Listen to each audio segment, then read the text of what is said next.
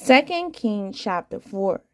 A certain woman of the wives of the sons of the prophets cried out to Elijah, saying, Your servant my husband is dead, and you know that your servant feared the Lord. And the creditors is coming to take my 2 sons to be his slaves. So Elijah said to her, What shall I do for you? Tell me, what do you have in the house? And she said, Your maidservant has nothing in the house but a jar of oil. Then he said, Go borrow vessels from everywhere, from all your neighbors, empty vessels. Do not gather just a few. And when you have come in, you shall shut the door behind you and your sons. Then pour it into all those vessels and set aside the full ones. So she went from him and shut the door behind her and her sons, who brought the vessels to her. And she poured it out. Now it came to pass, when the vessels were full, that she said to her son, Bring me another vessel. And he said to her, There is not another vessel. So the oil ceased.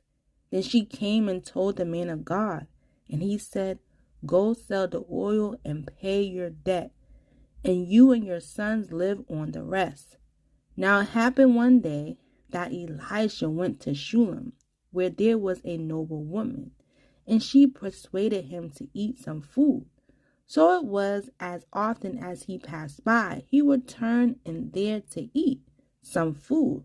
And she said to her husband, Look, now I know this is a holy man of God who passes by us regularly.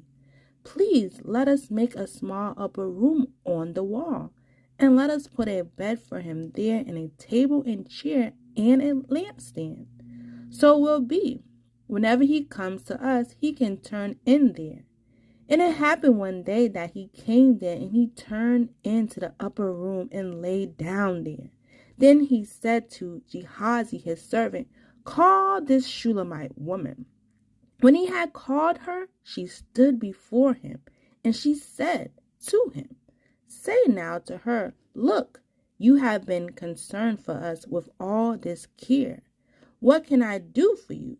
Do you want me to speak on your behalf to the king or to the commander of the army?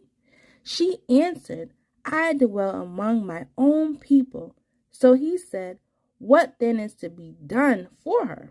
And Gehazi answered, Actually, she has no son, and her husband is old. So he said, Call her. When he had called her, she stood in the doorway. Then he said, About this time